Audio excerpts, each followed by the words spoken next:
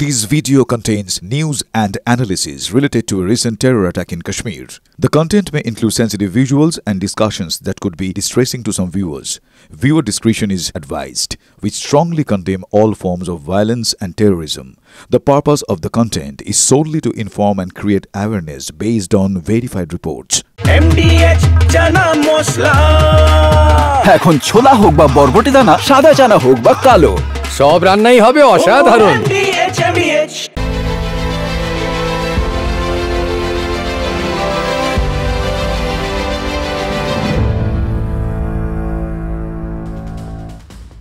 ফিরলাম ঠোটকাটা স্পেশাল নিয়ে। প্রত্যেক দিনের মতো প্রথমেই আপনাদের দেখাবো আমাদের ইনফরমেশন ওয়ালে টপ 10 ব্রেকিং। অবশ্যই যুদ্ধেরই প্রাধান্য। ইরানের গোয়েন্দা প্রধান মোহাম্মদ খাজেমি নিহত ইসরায়েলের হানায়। এবার গোয়েন্দা প্রধানকেও হারালো ইরান।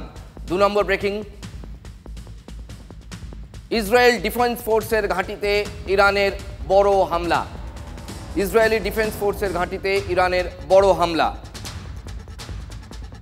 3 নম্বর, ইসরায়েলের নেবাতিম বেজে ভয়াবহ বিস্ফোরণ। 4 নম্বর ব্রেকিং কি আছে, নেবাতিমে ডিফেন্স সিস্টেম ধ্বংস, এটা ইরান দাবি করছে। নেবাতিম এয়ারবেজে ডিফেন্স সিস্টেম ধ্বংস। 5 নম্বর ব্রেকিং, তেল আভিভে মার্কিন দপ্তরের কাছেই ইরানের হামলা। একটু দূরেই পড়েছে ইরানের মিসাইল, ওটা মার্কিন জেরুজালেমে হচ্ছে ওদের আসল দূতাবাস। দূতাবাসের একটা অফিস আর কি এখানে রয়েছে, তার পাশেই হামলা। 6 নম্বর ব্রেকিং কি আছে, ইরানের পরমাণু কেন্দ্রের কাছে হামলা ইসরায়েলের, এটা মারাত্মক হামলা হয়েছে। 7 নম্বর ব্রেকিংয়ে দেখাবো আপনাদের সবিস্তারে। ফোর্ডো পরমাণু কেন্দ্রের কাছেই বিস্ফোরণ। ফোর্ডো পরমাণু কেন্দ্রের কাছে বিস্ফোরণ, বিস্ফোরণের প্রভাবটা একবার দেখবেন কি মারাত্মক। 8 নম্বর ব্রেকিংয়ে দেখাবো আপনাদের বিস্ফোরণের জেরে রিক্টার স্কেলে 2.5 মাত্রার ভূমিকম্প, মানে ওই এলাকাতে, এটা পরমাণু কেন্দ্রে বিস্ফোরণ, পরমাণু কেন্দ্রের গায়েই হামলাটা হয়েছে, একদম অ্যাডজাসেন্ট। 9 নম্বর ব্রেকিং, শুভেন্দু অধিকারীকে মহেশতলা যাওয়ার অনুমতি আদালতের। শুভেন্দু অধিকারী মহেশতলা যেতে পারবেন তিনি, এবং সঙ্গে আরও 2 জন এমএলএকে নিয়ে যেতে পারবেন। 10 নম্বর ব্রেকিং, শর্ত সাপেক্ষে বিরোধী দলনেতাকে মহেশতলা যাওয়ার অনুমতি দিল হাইকোর্ট। 2 জনকে নিয়ে যেতে পারবেন, কোনো মিছিল করা যাবে না এবং বিতর্কিত কোনো মন্তব্য করা যাবে না। আপনাদের দেখালাম টপ 10 ব্রেকিং।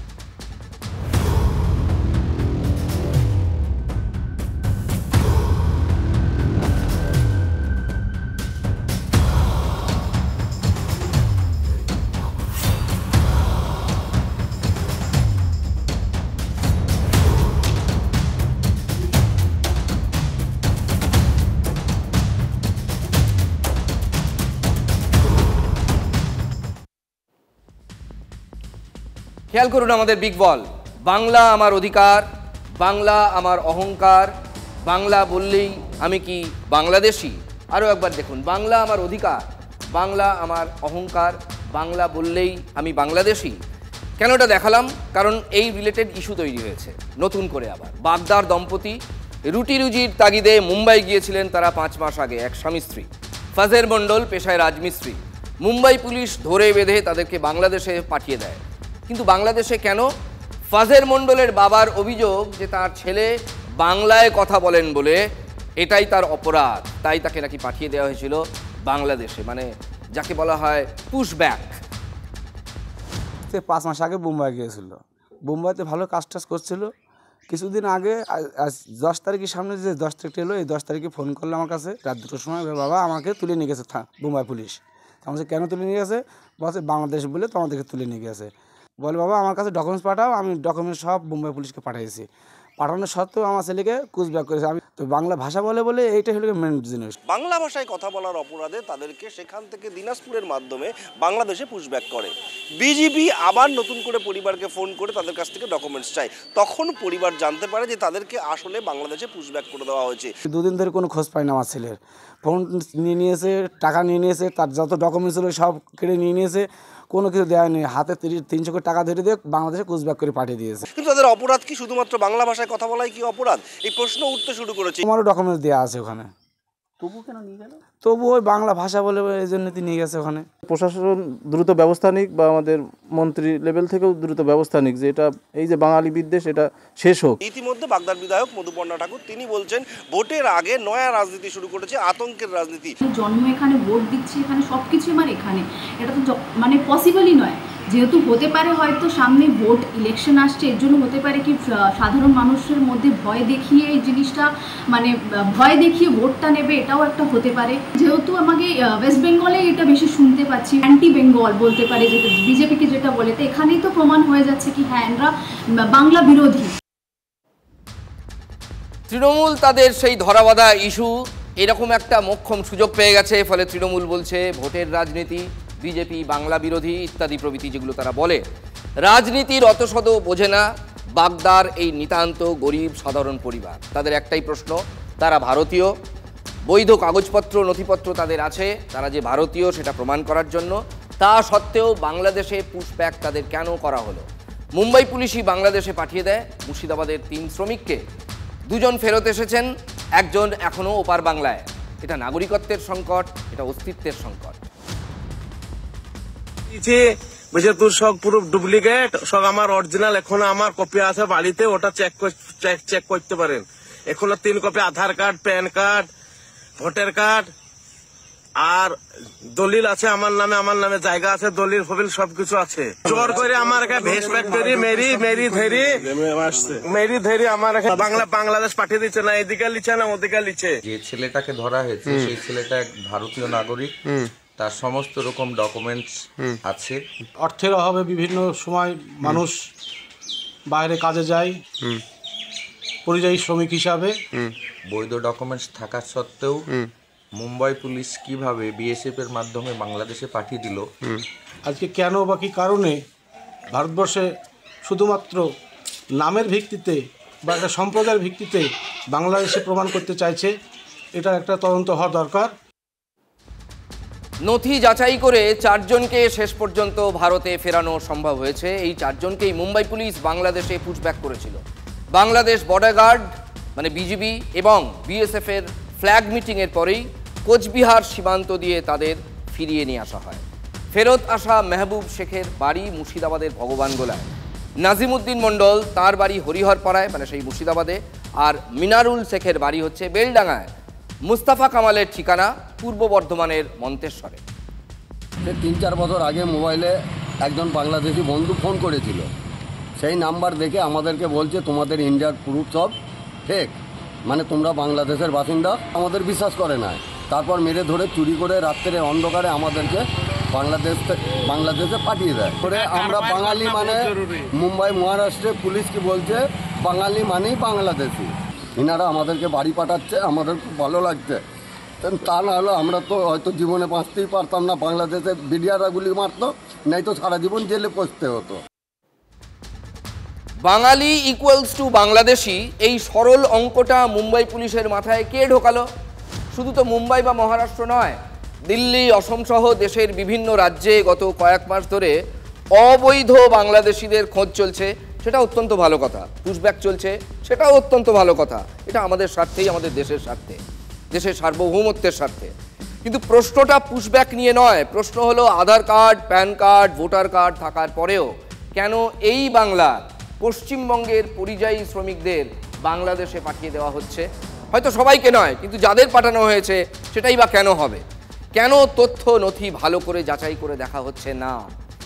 এরপর বাংলার পরিযায়ী শ্রমিকরা ভিন রাজ্যে কাজ করতে যাওয়ার আগে 10 বার ভাববেন। আবার পেটের দায়ে যখন যেতেও হবে অনেককে, কারণ রাজ্যে সবাইকে তারা এখানেই কাজ করবেন, এটা তো বাস্তব পরিস্থিতি নয়। কাজের পরিধি বাংলাতেই সীমাবদ্ধ হয়ে যাবে, এটা তো সম্ভব নয়। উদ্দেশ্য যদি এটা হয়, যারা পাঠিয়ে দিচ্ছেন এরমভাবে, বাংলার বাঙালির কিন্তু তাতে আপত্তি আছে। রাজনীতিতে এই আপত্তি, এই বিতর্ক উঠবেই। দেশের যে কোনো প্রান্তে, যে কোনো রাজ্যে কাজ করার অধিকার বাঙালির আছে, ঠিক যেমন ভিন রাজ্যের কোনো মানুষেরও বাংলায় কাজ করার অধিকার আছে। অবৈধ বাংলাদেশি বিতরণে ঠোঁট কাটার কোনো আপত্তি নেই, আমরা আমাদের অবস্থান খুব স্পষ্ট জানাচ্ছি। এই যে নিউটন দাস, এই জাতীয় যারা যারা এসেছেন, এখানে এসে তারা ঘরবাড়ি বানিয়ে ফেলেছেন, ব্যবসা জুড়ে বসেছেন, আধার কার্ড বানিয়েছেন, কোনো কোনো জায়গায় তৃণমূল নেতারা সাহায্য করেছেন, এখন তৃণমূল অস্বস্তিতে পড়ছে, এদেরকে ঘাড় ধাক্কা দিয়ে তাড়িয়ে দেওয়া হোক, এতে বাঙালির কোনো আপত্তি নেই, বাংলার কোনো মানুষ তাতে আপত্তি করবে না। কিন্তু বাঙালিকে বাংলাদেশি বলে যদি দেখে দেওয়া হয় তাহলে কিন্তু আবার বাংলার মানুষ রিয়াক্ট করবেই, ঠিক যেমন এক্ষেত্রে করছে। আমি বাংলায় স্বপ্ন দেখি, আমি বাংলায় সুর বাঁধি, বাংলা আমার জীবনানন্দ, বাংলা প্রাণের সুর। আমি একবার দেখি, বারবার দেখি, বারবার দেখি বাংলার মুখ। আর এই বাংলা বাঙালির অস্মিতা নিয়েই আজ বিধানসভায় সরব হয়েছেন বাংলার মুখ্যমন্ত্রী মমতা বন্দ্যোপাধ্যায়। রবিবারই মুখ্যমন্ত্রীর কানে খবরটা দিয়েছিলেন সামিরুল ইসলাম, মানে তৃণমূলের রাজ্যসভার সাংসদ। সামিরুল পশ্চিমবঙ্গ পরিযায়ী শ্রমিক উন্নয়ন পর্ষদের চেয়ারম্যানও। বাংলাদেশ থেকে বাংলার পরিযায়ী শ্রমিকদের ফিরিয়ে আনতে উদ্যোগী হয় এই পর্ষদ। ফলে বুঝতেই পারছেন বিজেপিকে বিদতে কেন আজ বাঙালি আবেগে শান দিয়েছেন মুখ্যমন্ত্রী। তার কারণ একটা মোক্ষম ইস্যু তৃণমূল কংগ্রেস পেয়ে গেছে। বিধানসভায় মমতা বন্দ্যোপাধ্যায় কি বলেছেন? বাংলার কথা বললেই পুশব্যাক করে বাংলাদেশে পাঠানো হচ্ছে। এগুলো মমতা বন্দ্যোপাধ্যায়ের বয়ান বিধানসভার ফ্লোরে দাঁড়িয়ে অধিবেশন কক্ষে। যেখানে ডাবল ইঞ্জিন সরকার সেখানে বাংলার কথা বললেই, বাংলায় কথা বললেই নিশানা করা হচ্ছে। পরিচয়পত্র থাকলেও বাঙালিদের বাংলাদেশি বলা হচ্ছে। আপনাদের লজ্জা করে না? আধার কার্ড, প্যান কার্ড এবং অন্য পরিচয়পত্র থাকার পরেও শুধুমাত্র বাংলা ভাষায় কথা বলার কারণে বিজেপি সরকার এই কাজ করেছে। আমি তাদের ধিক্কার জানাই, বলেছেন মমতা। বাংলা ভাষায় কথা বলছি, তাহলে দেখতে হবে যে না ও এদেশের নয়, ও বাংলাদেশি। না বোঝো ঠেলা, এবার ঠেলা বুঝতে হবে। এগুলো আমাদের মোদী সরকার, ভারতীয় জনতা পার্টির সরকারকে বাংলার মানুষের কাছে, ভারতবর্ষের মানুষের কাছে যাতে নিচু করা যায় সেটাই মুখ্যমন্ত্রীর চেষ্টা। মহারাষ্ট্রের পুলিশ মানে বিজেপি সরকারের তাবেদারি করে না, তাদের সিদ্ধারাটা সোজা আছে এবং তাদের কতটা এখতিয়ার তারা সেটা জানে। অভিযোগ আসছে যে ভারতবর্ষের মধ্যে কোথাও বাংলা ভাষায় কথা বললেই বলে দেওয়া হচ্ছে বাংলাদেশি। আরে বাংলা ভাষায় তো বাঙালি কথা বলবেই, তো তারা তো ভারতীয় তথ্য প্রমাণ নথি সব রয়েছে, কিন্তু বাংলা ভাষায় কথা বললেই বাংলাদেশি বলে তাদেরকে ধরে হ্যারাস করা, একঘরা করা। এতদিনে মুখ্যমন্ত্রী টনক লড়ল যেভাবে এই বাংলার মানুষ এ রাজ্যে কাজ পাচ্ছে না তৃণমূল অপদার্থতার জন্য, এবং হাজারে হাজারে ভিন রাজ্যে পাড়ি দিতে হচ্ছে। সেখানে বিজেপি শাসিত রাজ্যগুলোতে তাদের উপর আক্রমণ করা হচ্ছে। এই যে রাজনৈতিকভাবে উদ্দেশ্য নিয়ে সব কিছু করা, এটা কিন্তু সংবিধান বলে না। ভারতবর্ষের সংবিধানের যে মান্যতা দিতে হয়, শপথ বাক্য পাঠ করে সবাই, সেটা কি খালি ইন লেটার্স? শুধু বিধানসভায় বক্তৃতা করলে হবে? তাহলে চিফ সেক্রেটারি লেভেলে এই সমস্ত স্টেটের সঙ্গে আমাদের রাজ্যের মানুষের স্বার্থে কি যোগাযোগ হয়েছে? যেটা যদি সত্যিই কেউ অনুপ্রবেশকারী হয় তো তার বিরুদ্ধে ব্যবস্থা হোক।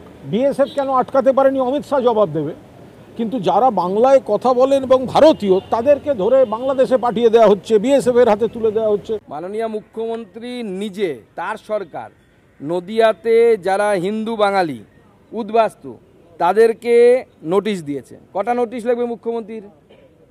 এখানে ডবল ইঞ্জিন সরকার নেই, মুখ্যমন্ত্রীর নিজের সরকার আছে। এই মুখ্যমন্ত্রী বলেছিলেন যে সিএতে অ্যাপ্লাই করবেন না, আজকে সেই মুখ্যমন্ত্রীর পুলিশই উদ্বাস্তুদেরকে নোটিশ দিচ্ছেন।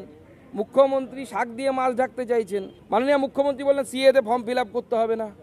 তো সিএতে যদি ফর্ম ফিল আপ করতে না হয় তাহলে এখন সেই অসুবিধার জন্য দায়ীকে? মুখ্যমন্ত্রী বলেছিলেন ফর্ম ফিল আপ করতে হবে না। বাংলা এবং বাঙালির আবেগে শান দিতে গিয়ে বাংলার বঞ্চনার কথা আজ আরও একবার বিধানসভায় টেনে এনেছেন মুখ্যমন্ত্রী মমতা বন্দ্যোপাধ্যায়। কি বলেছেন তিনি বলেছেন, গত 4 বছরে 100 দিনের কাজের টাকা আমাদের দেওয়া হয়নি, কেন্দ্রীয় বরাদ্দ বন্ধ করে রাখা অপরাধ, আমাদের টাকা অন্য রাজ্যকে দেওয়া হয়েছে, এটা মমতা বন্দ্যোপাধ্যায়ের অভিযোগ। যা অপরাধ, এটা মমতার অভিযোগ। কিছু অভিযোগ থাকতেই পারে, কিন্তু 155-156টি টিম এসেছিল, মানে সেন্ট্রাল টিম যারা এখানে এসেছিল, তারা যা জানতে চেয়েছিল তার ব্যাখ্যা দিয়েছি। অর্থাৎ রাজ্য সরকার দাবি করছে কোথায় কোথায় লুপ হোলস, তার ব্যাখ্যা দেওয়া হয়েছে, কিন্তু তাও কোনো টাকা দেওয়া হয়নি। মমতা বন্দ্যোপাধ্যায় প্রশ্ন তুলেছেন, বিজেপি শাসিত রাজ্যগুলিতে অভিযোগ থাকলেও কেন সেখানে কেন্দ্রীয় প্রতিনিধি দল পাঠানো হয় না? গুজরাট, মধ্যপ্রদেশ, উত্তরপ্রদেশের কথা বলেছেন মমতা। বলেছেন কাজ করালে টাকা দিতেই হবে, এটাই দস্তুর, এটাই নিয়ম। আমাদের টিম দেখা করতে গিয়েছিল, তাদের সময় দিয়েও দেখা করেনি। সেই যে অভিষেক বন্দ্যোপাধ্যায় যখন গেছিলেন, তারপর অ্যারেস্ট করেছিল পুলিশ, গিয়ে সেখানে হই হল্লা বিক্ষোভ অনেক কিছু ঘটেছিল, উল্টে কেস দিয়ে দিয়েছে, এটা মমতা বন্দ্যোপাধ্যায় বলছেন। কেন্দ্র টাকা দেয়নি, বাংলা টাকা দিয়েছে, ওরা আমাদের টাকা দেবে না, এটাই ওদের রাজনৈতিক সিদ্ধান্ত। আপনিও জানেন যে আপনার পার্টির, আপনার দলের কর্মীরা চুরি করেছে, আপনি জানেন না এটা সম্ভব নয়। সুতরাং আপনি এটাও জানেন যে আপনি হিসেব দেননি বলে আজকে কেন্দ্র সরকার আপনাকে টাকা পাঠায়নি। সারা ভারতবর্ষে অনেক অ-বিজেপি শাসিত রাজ্য আছে, তারা যদি হিসেব দিয়ে টাকা পায়, আপনি কেন পাচ্ছেন না? আর তার উপর রাজনীতি করছেন, বাংলার মানুষকে বিভ্রান্ত করার চেষ্টা করছেন, ভুল বোঝাচ্ছেন, এতে কোনো লাভ হবে না। বিধানসভায় বালুরঘাটের বিজেপি বিধায়ক অশোক লাহিড়ী, যিনি প্রখ্যাত অর্থনীতিবিদ, তিনি আর্থিক বঞ্চনা নিয়ে প্রশ্ন করলে মুখ্যমন্ত্রী পাল্টা বলেন, বাংলার জন্য বরাদ্দ টাকা কেন অন্যত্র পাঠানো হচ্ছে, আগে বলুন। বাংলাকে নিয়ে বঞ্চনার খেলা খেলবেন না, আমাদের প্রাপ্য আমরা পাই না, পাই না, পাই না, এটা মমতা বন্দ্যোপাধ্যায়ের অভিযোগ এবং দাবি, যাই বলুন বিধানসভা ফ্লোরে দাঁড়িয়ে অশোক লাহিড়ীর তোলা মন্তব্যের প্রেক্ষিতে। বিজেপি বিধায়করা সেই সময় হইহট্টগোল করতে শুরু করেন। এরপরই মনোজ ওরাওকে সাসপেন্ড করা হয়। বিধায়কের দাবি, মার্শাল ডেকে তাকে বের করে দেওয়া হয়। প্রতিবাদে বিধানসভা থেকে ওয়াকআউট করে বিজেপি।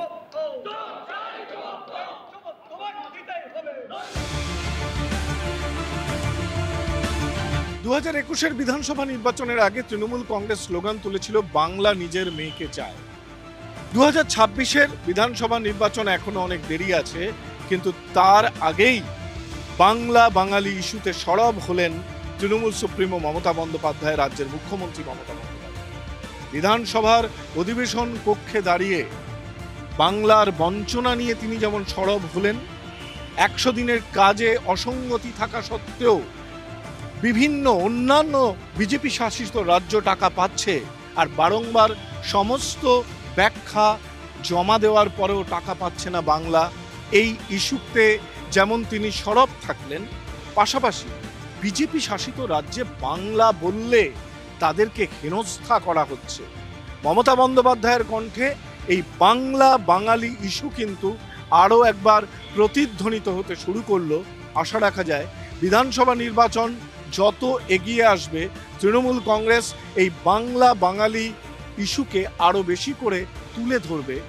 সেই বাংলা বাঙালি আবেগে শান দেওয়ার প্রক্রিয়া শুরু হয়ে গেল রাজ্য বিধানসভা অধিবেশন থেকে।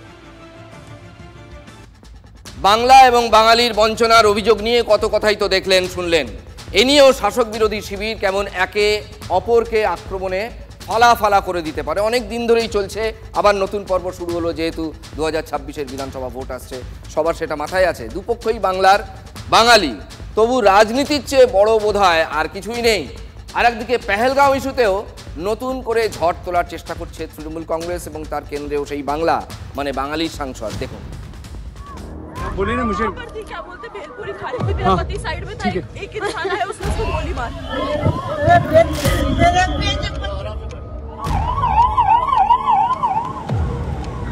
Talks and terror cannot go together. We have to make sure that this time we engage in a dialogue where we only talk about reclaiming Pakistani occupied Jammu and Kashmir. Abhishek Bandyopadhyay পদাধিকার বলে তৃণমূলের 2 নম্বর নেতা, মানে তিনি হচ্ছেন সেকেন্ড ইন কমান্ড, এটাই দলের ভেতরে বলা হয়। কদিন আগেও তিনি নরেন্দ্র মোদীর দূত হয়ে, ভারতের দূত হয়ে, ভারত সরকারের দূত হয়ে বিদেশে দাপি বেরিয়েছেন। 5-5টা দেশে গিয়েছিলেন, কিন্তু আর না। এবার তিনি প্রশ্ন তুলতে শুরু করেছেন, আঙুল তুলতে শুরু করেছেন। একটা নয়, পেহেলগাঁও কাণ্ড নিয়ে একাধিক প্রশ্ন, যার জবাব চেয়েছেন ডায়মন্ড হারবারের তৃণমূল সাংসদ। জম্মু কাশ্মীরের পেহেলগাঁওয়ে গত 22শে এপ্রিল জঙ্গি হানায় 26 জনের মৃত্যু হয়, পর্যটকদের রক্তে ভেসে গিয়েছিল উপত্যকা। ঘটনার পর কিন্তু 55 দিন পেরিয়ে গেছে, মানে প্রায় 2 মাস হতে চলল। এখনও সেই জঙ্গিরা, মানে যারা সেদিনের আততায়ী, তারা সেদিন হত্যালীলা যারা চালিয়েছিল, এবং এ নিয়েই অভিষেকের পঞ্চবান, যে তারা গেলটা কোথায়। এক্স হ্যান্ডেলে বেশ বড়সড় একটা পোস্ট করেছেন, লম্বা পোস্ট করেছেন অভিষেক বন্দ্যোপাধ্যায়। 5-5টা সওয়াল তিনি করেছেন। কিভাবে জঙ্গিরা ঢুকেছিল, কিভাবেই বা তারা পালালো, তদন্ত কতটা এগোলো, এসব তো রয়েইছে। কিন্তু অভিষেকের প্রশ্নগুলোতে গভীরতা আর একটু বেশি, ধারালো প্রশ্ন।